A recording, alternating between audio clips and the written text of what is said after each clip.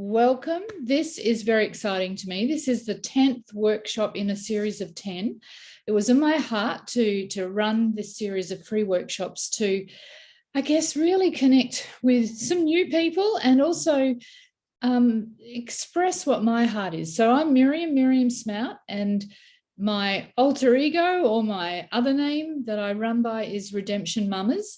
If that's the name of the business, well, it's not really a business, it's more a ministry. Let's forget the business side. But Redemption Mummas is something that was on my heart for quite some years, because I'm a mama of 5. I'm a daughter with 5 siblings. I'm a grandmother. You know, there's so much that goes on in life when you are a woman. It doesn't matter what stage of life you're at. Whether you're a mother, or you have a mother, or you don't have a mother, or you've fallen out with your mother, all of these are just the life experiences that we have. And I have to say, I've been through all of those. I had a broken relationship with my mum for many years. And sadly, today I have a broken relationship with a couple of my daughters, which is how Beck and I met. Beck runs a beautiful group called Mothers of Estranged Daughters. And these are the sorts of things that are just being raised up, you know, to support us. And this is one more piece in the jigsaw puzzle that I want to offer. So my passion is to help women heal, battle-weary women, I like to say, battle-weary women. If anyone's been in the fight of life and you feel a bit weary from the battle, then this is the place for you. I love to help battle-weary women heal deep wounds, reclaim their personal power, and unlock the God-given destiny. I'm faith-based, and I love to do what I do out of intuitive teaching and spirit-led healing. And so that's my heart, and that's where I'm coming from. Now, with what I've been doing over these last 10 weeks, I've been wanting to share my beliefs, like my paradigms, where I'm coming from, where it springs out of. And so I've been talking about living in alignment, which is that body, soul, spirit thing. I've been talking about pushing through resistance, which is what seems to always come up. And just the moment before a breakthrough, I don't know if you can resonate with this, but just before you get to the top of that mountain peak and you see the light at the end of the tunnel, it is amazing how much resistance comes against you. And for me, at times, that resistance has been pretty intense. So that is part of what I'm very passionate about, like really helping others to push through. And I believe that's something that we need to do in community, which is why I've joined Beck's group, because there's a group of women together. We're really cheering each other on. And I want to talk a little bit about this whole concept of community and accountability today. The other place that I come from is this emotional heart healing place. There are psychologists, therapists, counselors. There's many people that you can access today that help with the cognitive, the mental, that mental health area. We've got millions of different modalities that help with the physical side, you know, the body stuff.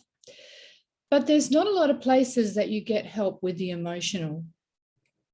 And that's where, for me, I found there was a gap in my own life. I had done counselling. I had been through working with psychologists. And while that helped and definitely took me to a place where I wasn't as undone as I had been, what I did find was that something was missing. There was this piece that was missing, and I didn't kind of connect for a while. But as I worked through the stuff on my own side, I started to see it was that emotional piece. How do I deal with these messy emotions? How do I deal with wanting to either erupt like a volcano or hide in my bedroom under my pillow and cry and not let anyone know what I was feeling or what was going on for me? We just had a big storm come over, so I've got this darkness on one side and this brightness on the other. It's really interesting. So anyway, going on, for me, that emotional piece became a piece to bring healing into. And I saw it as wounds on my heart, like black spots that kind of land, and you get hurt, people hurt you, you do things that you regret, all of these things you carry, and they become heart issues. And out of those heart issues, we start to find we get that cycle of thinking, ruminating thoughts that are toxic, that are not helpful, and then we feel bad, and it's just a spiral, you know, that can take you down and down and down. So for me, I was very keen to understand and unpack this emotional piece. And as I started to unpack this emotional piece, it became very evident to me that it was attached to memories, things from my past that I'd not actually processed, that I hadn't actually healed. And so for me, you know, I had a broken relationship with my mother, for instance, and now it was a rinse and repeat cycle in my life with my daughters. It's like, never expected that, thought that I had worked so hard at making sure that cycle didn't repeat, and yet here it was repeating.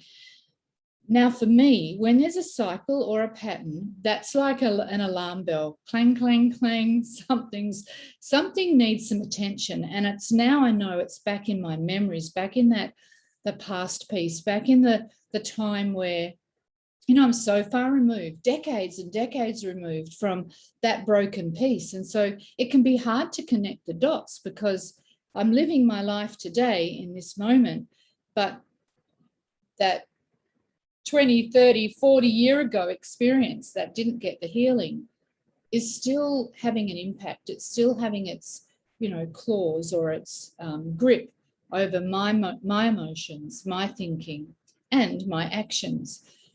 So the whole process that I've been on has been, for me, framed up by the 5 steps. 5 steps in hindsight that I could see I'd been walking through these 5 steps. And each time I would go through those 5 steps, I would come to a place that gave me more grounding.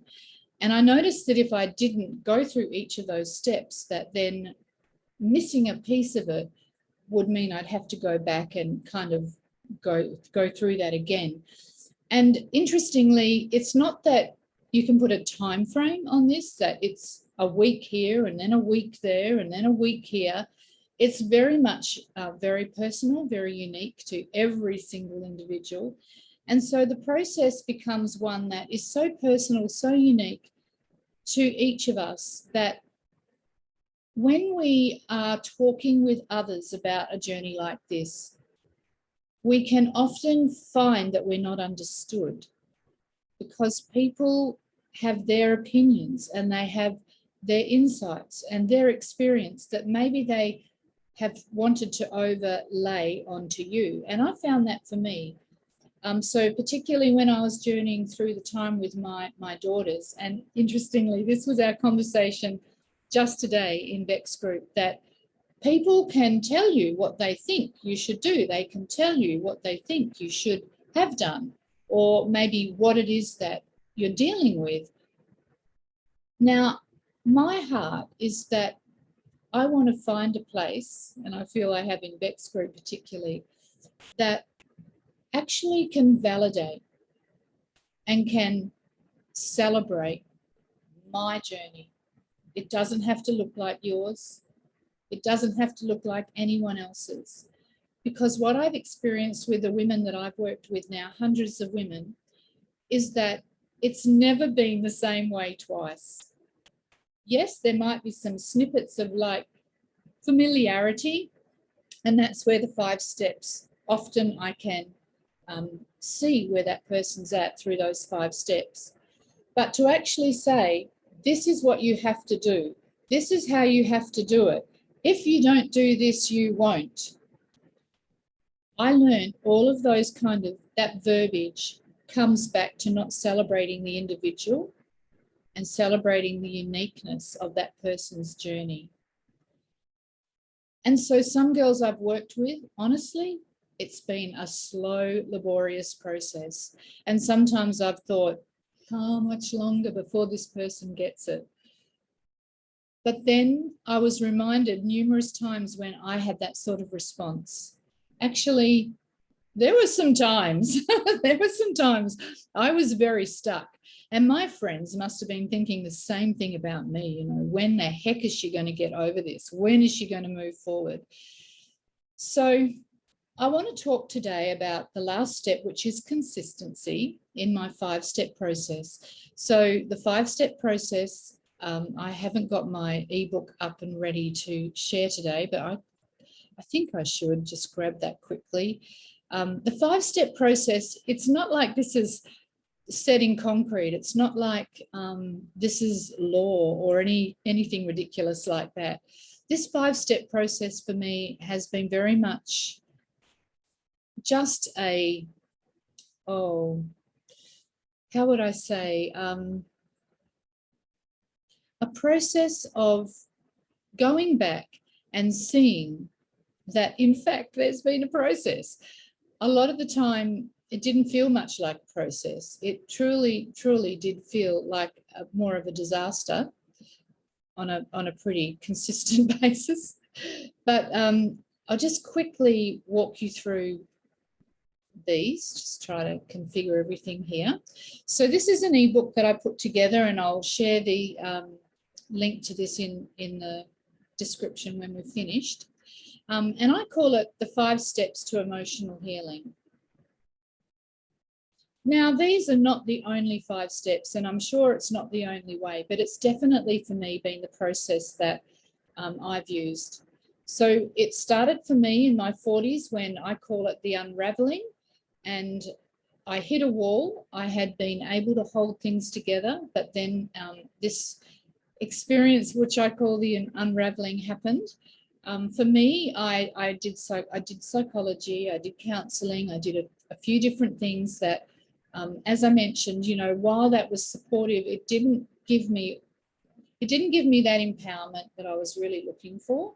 And my sister actually said to me, the trouble with you, Miriam, is you're not willing to settle for the status quo. And I thought about that, and I thought that's absolutely true. What would the status quo be here? And I felt the status quo would be compromising with mediocre. And yes, I wasn't happy to settle for that. And so I've been able to work with women now for 15 plus years in different ways, through working with women in drug addiction, women in domestic violence. So some of those really desperate situations. And then recently, women that maybe aren't so destitute as that, but still very broken on the inside. And that was me. I wasn't destitute, but I was broken on the inside. And what I started to see for me was there was this gap. There was a gap between where I was and where I wanted to be. And I guess my sister was identifying that and saying, well, just be happy, you know, to live in the gap. But I can't fully explain it in words of one syllable in a lot of ways.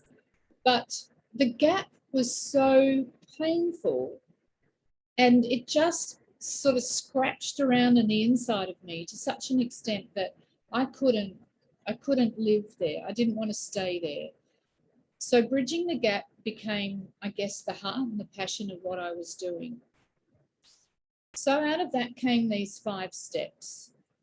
And initially I called them the 5 steps to a beautiful you, because we were talking again about this. Gosh, Beck, our time earlier today is really aligned with what's coming out for me. And I did think that in our session, actually. I discovered that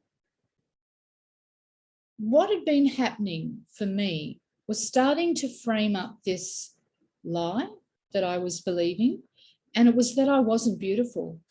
I was an ugly person. I was not a good person.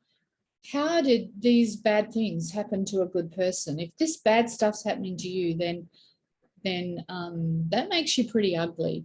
And so our life experiences, and for me it was definitely my life experiences, were reflecting to me that I was not someone to be valued, treasured and loved, someone who had worth and beauty. And that took me into a very dark place for quite some time. And so that's why for me these 5 steps were my 5 steps to reclaim that truth about me, that I'm imperfect. Yes, I do things wrong. Yes, I make mistakes. Yes, I don't get it. Yes, I miss the point sometimes. But, you know, at the heart of everybody, I believe, is a beautiful, beautiful you. And it's what I believe we all are fighting for, and we all are impassioned to see revealed and expressed to the world around us. So the 5 steps to a beautiful you are what kind of came out of my journey.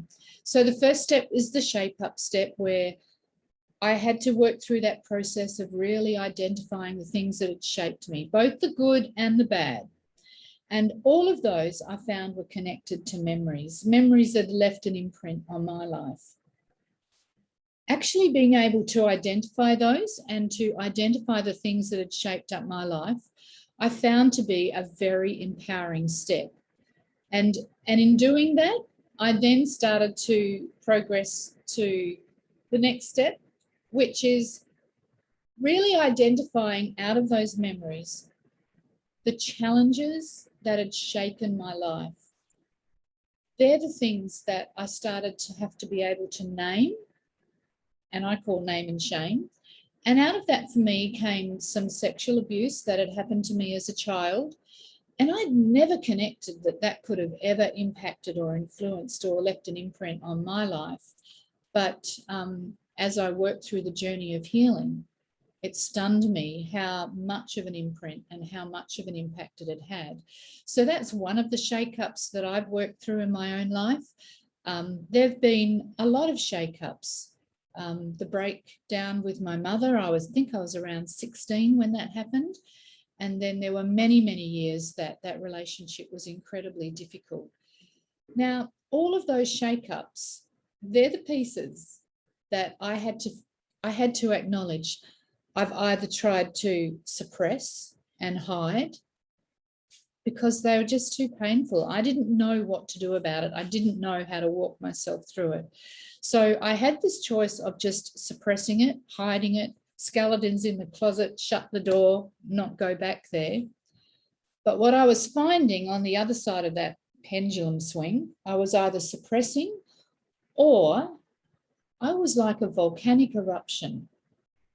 Things would come along and trigger me, and I would have no idea why, and I would erupt like a volcano, spew out all the vomit, spew out all the fiery, yucky stuff that I just honestly didn't know where it was coming from.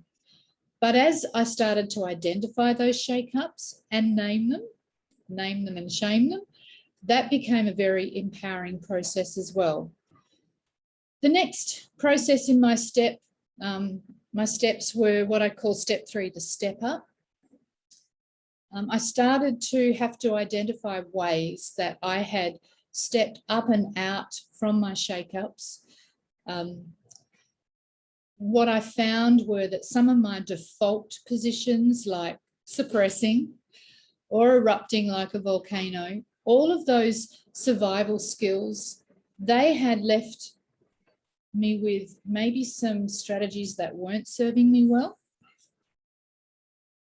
When I didn't know how to exchange those survival skills, while they had helped me survive through some shake-ups in my life, I didn't realize I actually had to do an exchange and start to process ways that instead of just operating out of survival, I could actually live my life and do that exchange. And so that exchange from survival skills, which are those default things, those just default ways that we go back to, the anger or the grief or the pain or the not trusting or building up walls. That's a big one for me. I build up walls. That was one of my survival skills. Put another brick in the wall, keep out the next person that might hurt you. However, that particular survival skill works for the survival period, but if it becomes a life skill, it doesn't just keep out the bad stuff, it keeps out the good stuff as well. And that's what I was finding. It was hard to find joy. It was hard to enjoy the good things. And Brené Brown was one of the people that really supported me in getting insight about that. I forget which book it was, but she has a number of books that are so powerful in helping to really connect with what are some of the survival skills that we might be using in our own life. And when they come to a place of not serving us well anymore, it's time to do an exchange.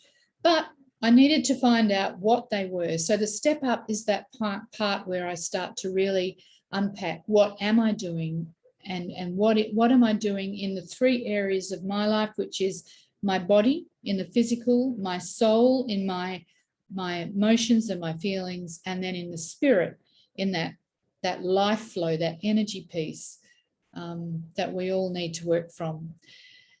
Now, once I've kind of figured out what I'm actually doing, step 4 became for me like that place of setting it up, the action plan. What am I going to take with me and what am I going to leave behind?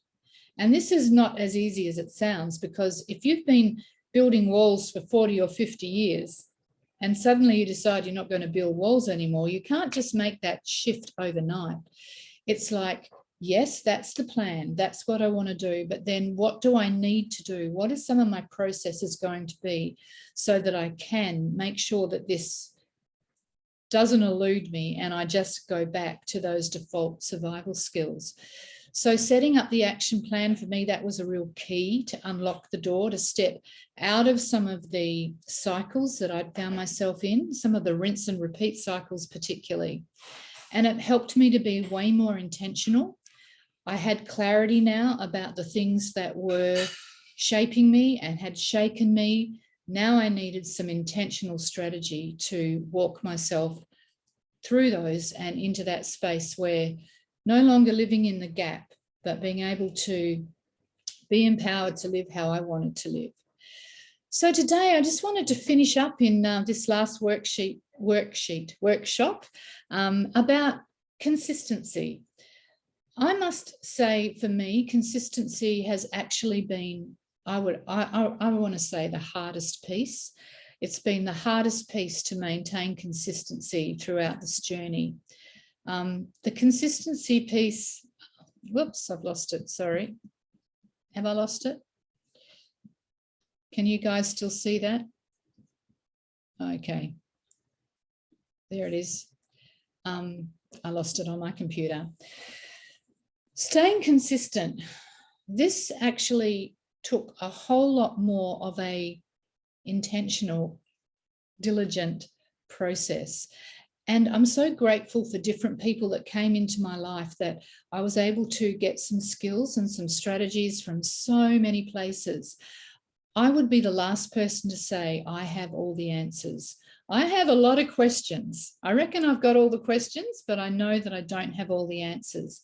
And so I love being part of groups where I can learn and I can appropriate some of those skills or strategies and give it a try. And some things don't work for me, so I ditch them, but at least I know because I've given it a try. So in the step of consistency, it's finding the things that are going to help you stay consistent. What's going to help you do that on a daily, weekly, monthly, yearly process that will help you stay consistent? And look, let's just be honest. I'm not 100% consistent. I'd be happy if I'm more than 50%.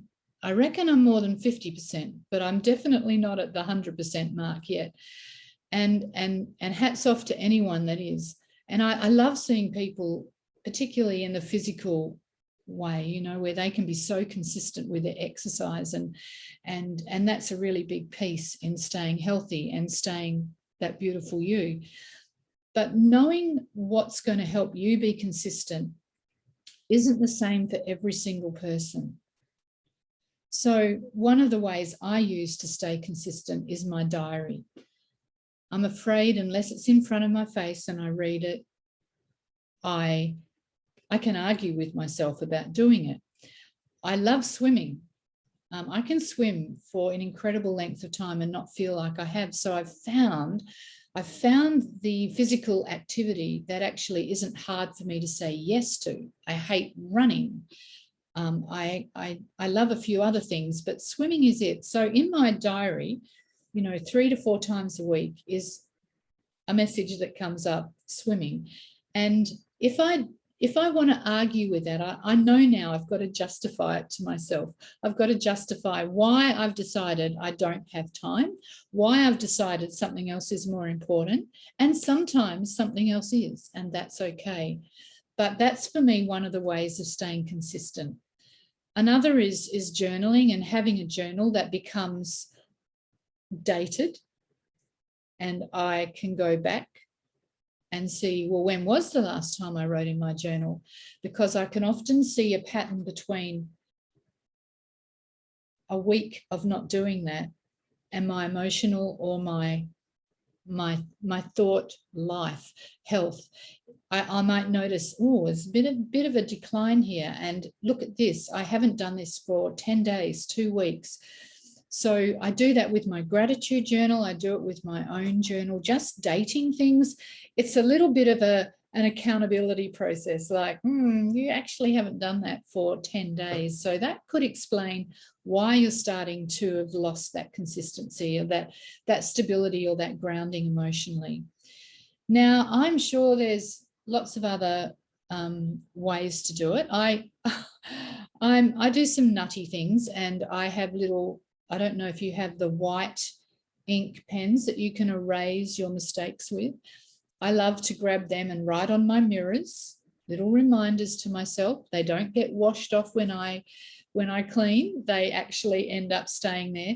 Little reminders about what I'm maybe trying to achieve or accomplish or shift in my own emotional heart health. I love little post-it notes that I stick around different places. One place is above my kitchen sink. Unfortunately, where we are now, it's a window and they tend to fall down because of the heat or the cold. But in my previous house, I had some spots where that was a really good thing to do for me, above the kitchen sink.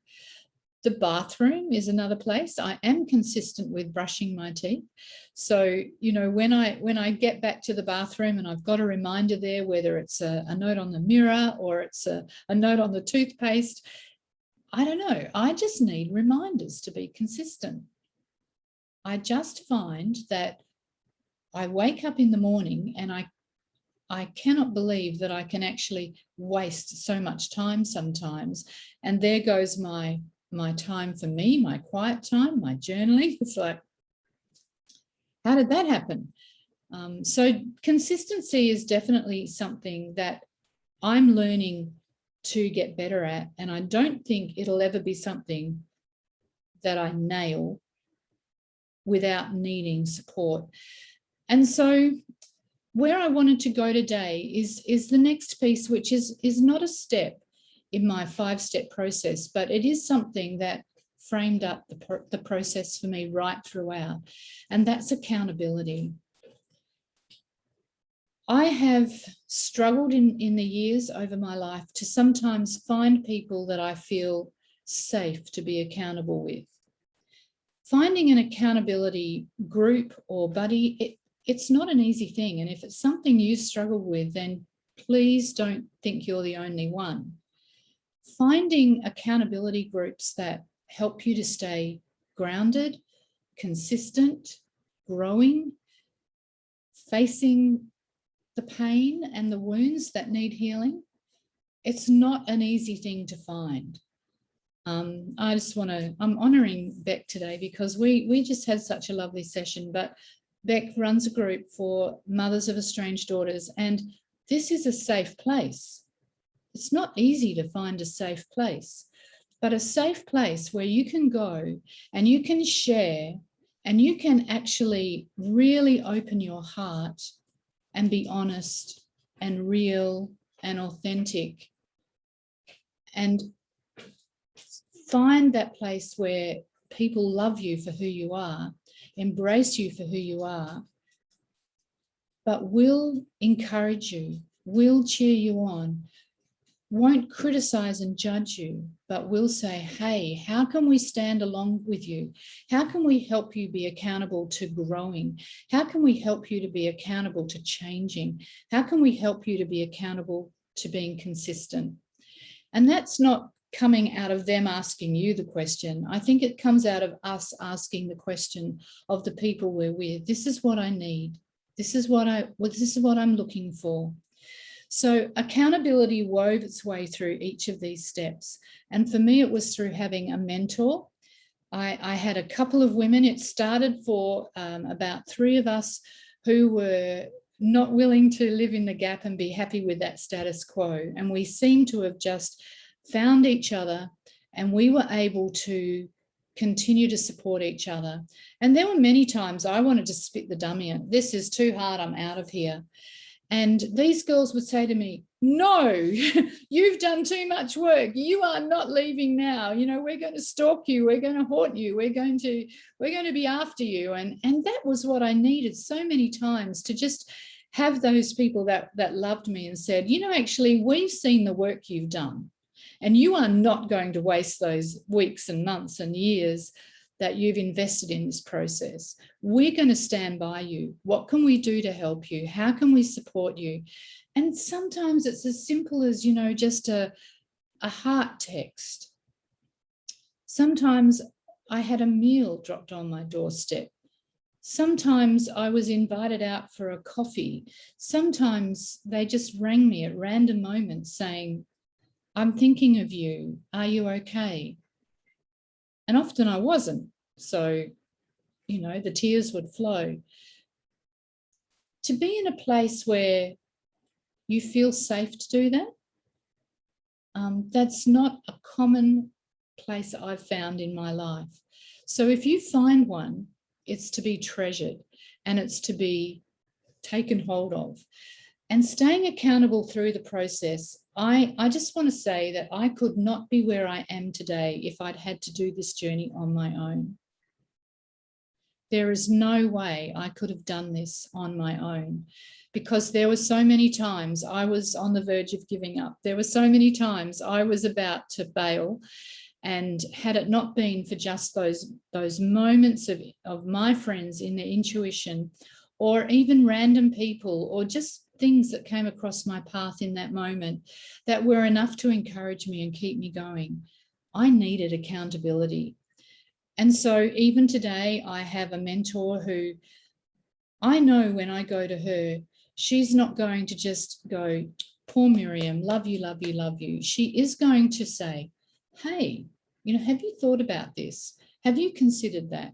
Do you think that you've really forgiven this person? That was my, just yesterday, or was it the other day we met? We meet about once a month. And she said, you know, are you daily forgiving that person? I was like, oh, actually, maybe that's my issue right now. So, but I trust her. I know that what she says to me will be out of love for me and who I am.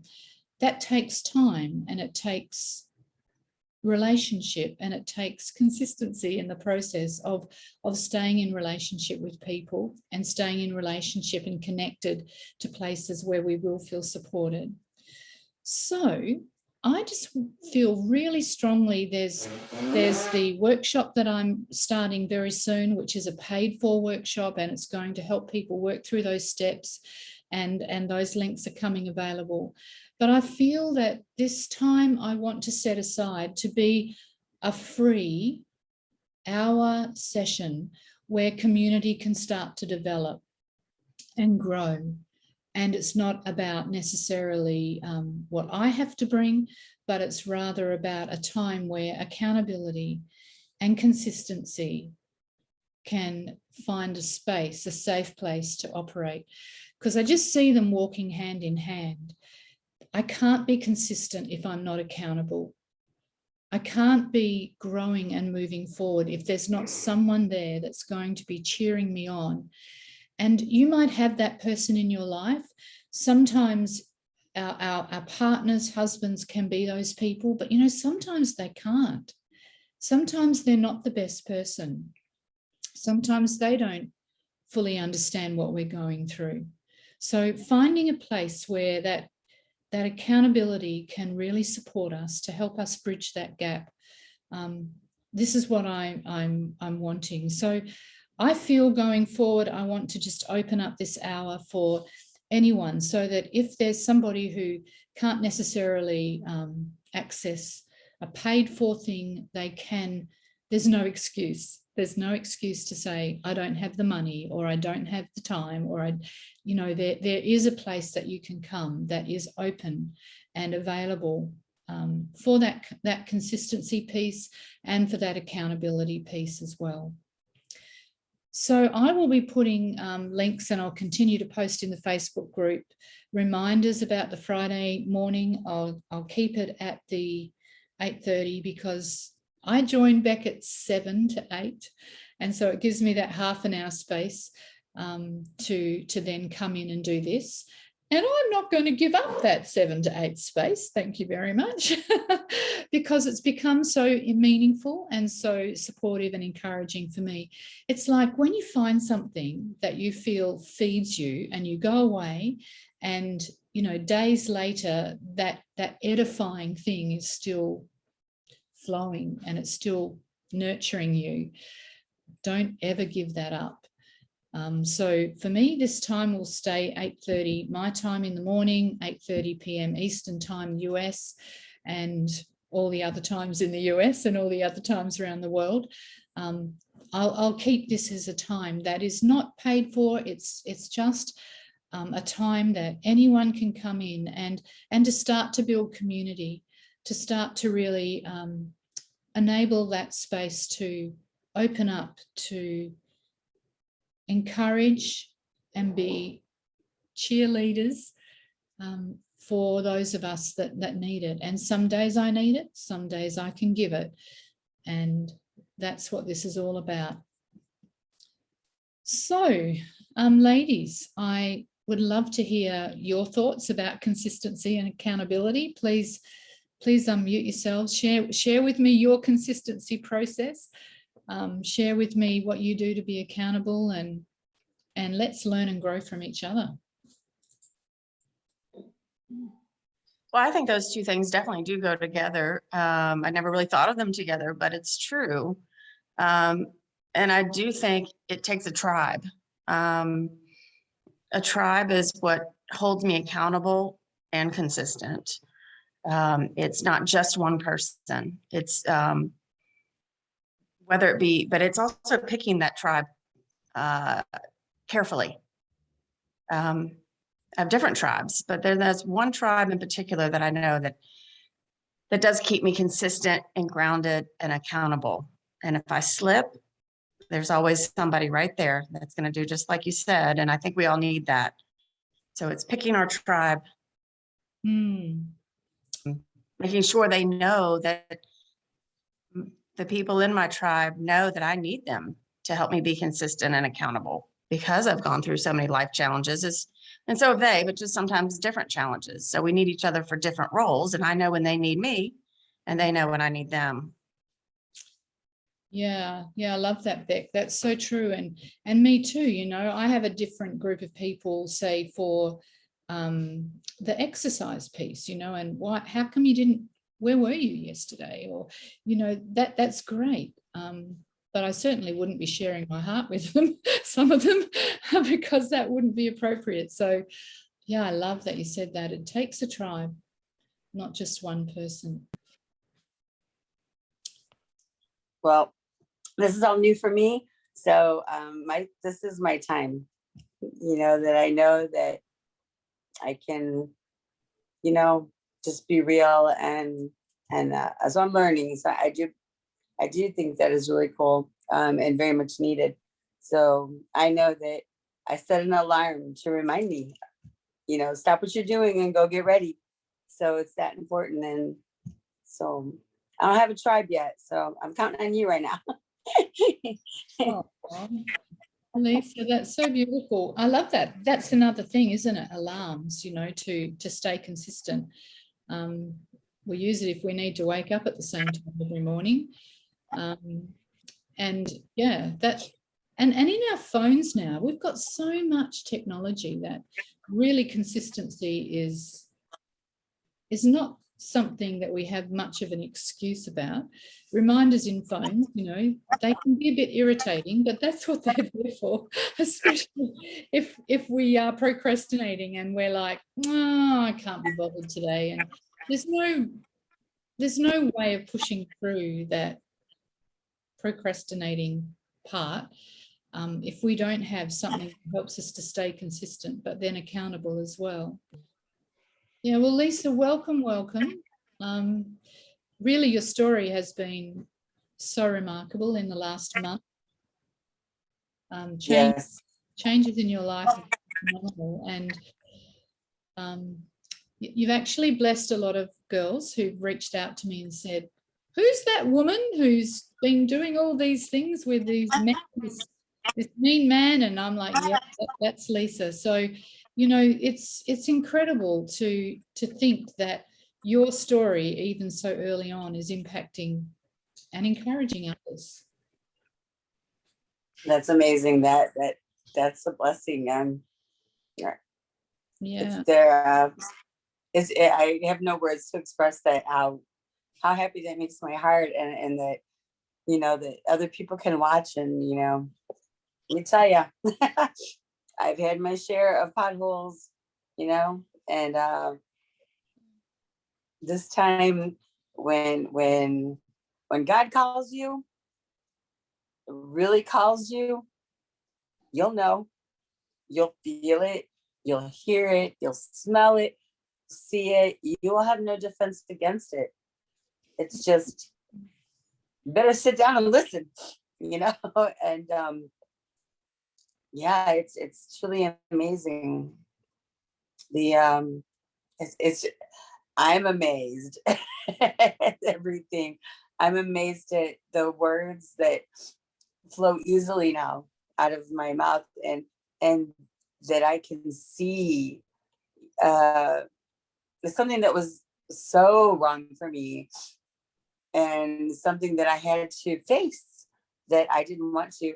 But, you know, God was there, support was there, and I did it.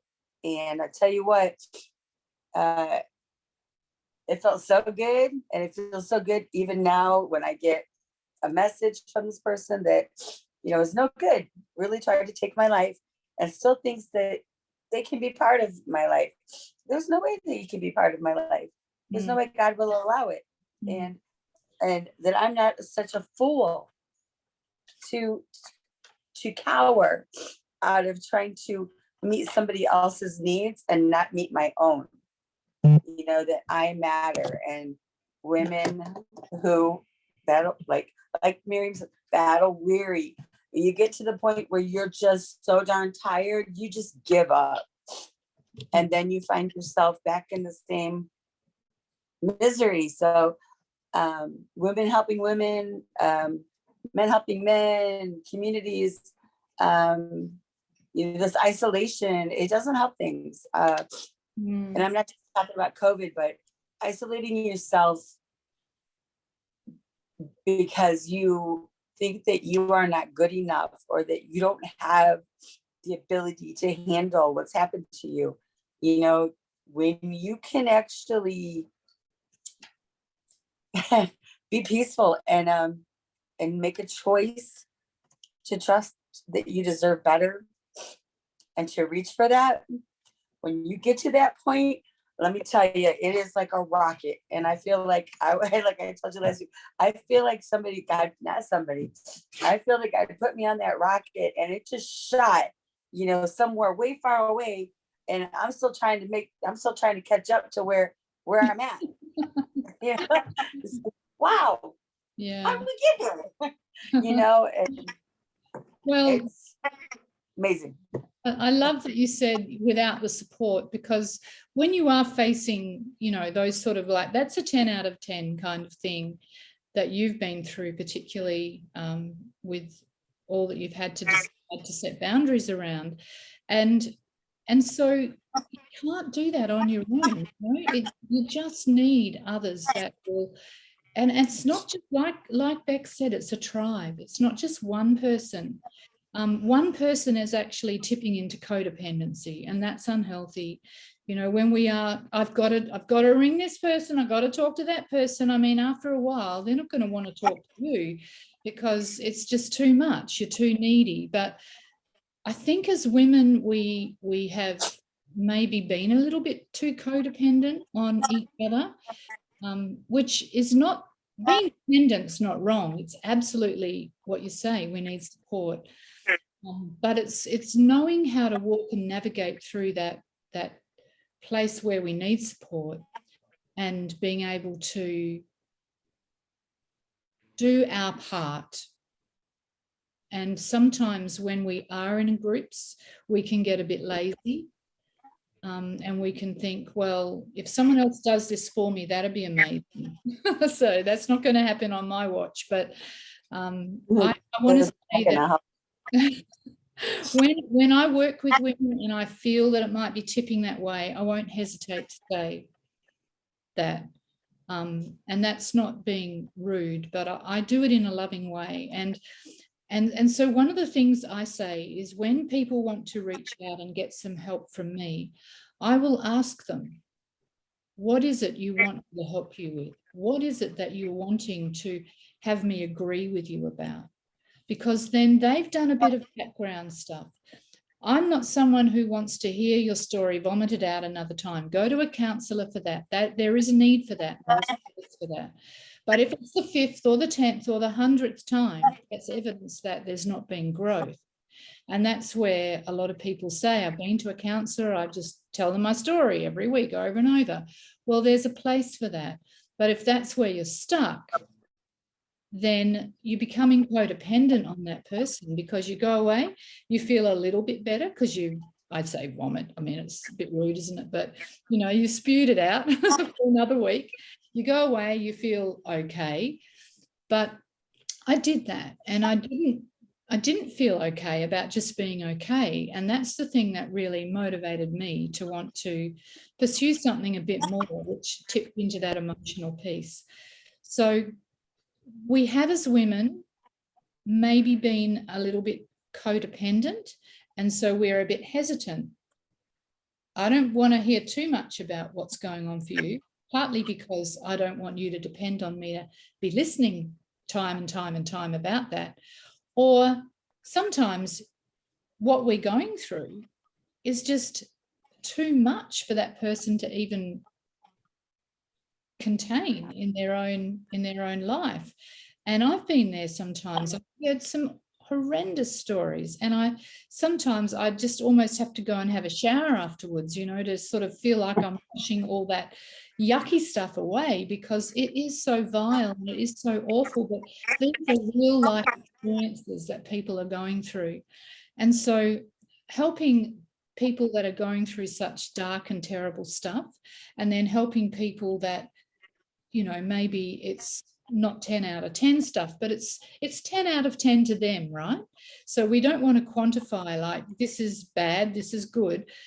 What I experience and what I'm journeying through is something that I feel needs to be validated for me, for you, for every person that comes into this space. However, if we get stuck there, then that's when the cheerleading needs to come into play. That's when the support needs, that's when the tribe starts going, can you please get out of that hole? Or can you please find another pathway? That pathway has a hole and you keep falling in the ditch.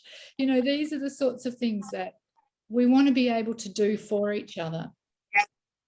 We want to do something anyway. Sorry to be interrupted before I forget. So, like I said, like I can, like everything is like so right there for me right now when, I have all the same issues. I have been the one calling my friends, but, and I'm like, and I had to stop because I don't want to lose my friends. But it wasn't until, yes, that's why counselors, it never worked for me. It wasn't until I had come to a place where, okay, this is where we're at. This is not where I want to be. How do I get past this? And that is when the journey began. And it was God-led because I hadn't really searched for it. So I don't think that this would be healthy for us to just come in here and complain. That is not what it's about. Or to keep saying, oh, my, blah, blah, because none of us want to hear that because we've all lived through it. That's why we're here. We're here to heal. So I think that for a lot of beginners, like if you're really ready to take that very scary leap of faith to grow, then come on, because that's when the real healing starts. And yes, it can be emotional, but it's different. It's a different emotion when you have the guiding and the steps that you can go back then. Okay, so when this time is over, you have provided, or somebody has provided the tools that we can go back and we're all adults, and you either want to grow and you want to move forward and you want it. And like you said, sometimes you're really, really hungry. Sometimes you just have a little appetite, but listen, listen to the other stories. I did. And it really opened a lot of things for me. I can't remember her name now, but when I felt the same thing she did, it just confirms that it is blessed. So I don't want to interrupt you anymore, but that's kind of, I like how you said, counseling doesn't work. We're not here to just, come in and complain about what went wrong that week. It's just, okay, here was my challenge. Now what? Now here's what I did. Okay, well, that didn't work. Now what do I do? Or what did I miss? There's always a place for these different modalities, and counselling certainly has its place. And my brother's a counsellor, and he's done some degrees and things in it. But one of the problems in the counselling sphere right now is that they're not actually allowed to offer advice. And so they're allowed to listen, but they're not actually allowed to step in and go, have you thought about this? Or have you thought about that? And so there's a place where we have to get that out, and we have to do that process. We've got to get it out. But then we need to find those tools. We need to find those ways of processing the difficult emotions. And for me, that's where I came to like the end of the road, and I'm like, I'm just rinse and repeat here with this counselling thing. I'm hungry for more. I don't want to just stay in that cycle, right, feeling like I'm okay, but I'm not by the end of the week okay. I'm desperate to get back and repeat it. That's where I wanted to really break that. And the girl you're talking about is Monique, Lisa. And I just want to, I want to just say her father passed away really suddenly the other day. So keep her in your prayers, because that was just a shock, absolute shock for her and for the family. So if you do think of Monique, please just pray for her at the moment. This was early this last week, so it's only a few days now, but a lot for the family to process and have to work through. So that is a lot. Yeah, she's already doing such an amazing job working through her own emotional stuff, and I'm like, oh wow, what a dump to have to add that load to the journey. But this is part of the thing of for us to sort of get to know each other, and I think to understand some of the rules, unspoken, maybe not so unspoken, but understood, that we don't want codependency to be part of the issue. And I really want to speak into ways I had to learn to identify, is this me just jumping in before I've actually done a bit of my own homework, which means I'm codependent. I'm needing that person to help me and do my work for me. Or is this me actually really needing some support right now? And there's a fine line. It's not like we get it right or wrong all the time. But one thing I really encourage the girls I work with is, you tell me what you've done. You tell me where you're at with your stuff, and then let's move from there, rather than let's take an hour for you to rehash what we already know. If you're still, I'll share with you how I learned this strategy. We've worked a friend of mine worked together a lot of years doing this, and that's how I ended up growing into a space where I felt confident that I could step out on my own, because our life circumstances changed. But I remember we were with this girl, and it was week after week. I don't know how many weeks it had been, but we're rehashing the same stuff. She got out a bit of paper and her pen, and she wrote a phone number on it, and she passed her a phone number. And I thought, what's going on here? And she said to her, when you're ready to move on, give me a call. Like, oh my gosh, that just blew my mind. But I thought, she disrupted something that needed to be disrupted. But at that stage, we didn't have a graceful strategy exit. I promise I won't. Well, if I do that, that would be pretty sad. But we've grown from having to just hand the phone number out and say, call me when you're ready. And the funniest thing was, about 2 years later, this girl did ring and she said, "Why haven't we spoken for such a long time?" And I thought, oh no, don't tell me you don't remember. We might have to revisit the conversation. But that's another story. But you know, these are things that I want to share what I've learned, but I want to learn as well. And you know, I'm learning from Beck week by week the way that she's processing, and I love the research and all the interesting things that she brings. So we bless and encourage each other. And for to become a community of women who know that it's about support and encouragement, but not just to get, but to give as well. It's reciprocated then. That's true. I was going to say that to Lisa. Lisa, I know you said you don't have a tribe, but you know, I didn't either at one point when my life fell apart. And I call them God winks, when you meet people by coincidence. And all of a sudden you find one thing that maybe they went through the same kind of thing in some way or another. And as long as they're a positive person that can build you up and not bring you down, there's one more person in your tribe right there. And you grow with that person. And then when you meet other people, you're going to have those people that are going to just constantly bring you down as well. They want to continue to talk about the negative. And those are the people that you have to step outside the tribe. You know, they can be an acquaintance, but they can't be a part of it. But don't pass over on those people sometimes too, though, that you meet, because you've got to be willing to be open and open your heart to them and let them come inside your circle. And all of a sudden, 3 years ago, I didn't have anybody after I went through all of my things. And now I have my tribe. So, but it was not only because of me, but it was because I opened up and reached out and allowed those people in, the positive people that I knew, Christian women that I wanted to associate with, that weren't the ones bringing me down. So Right. you'll have one. You'll have one. I believe so. I'm looking forward to it, you know.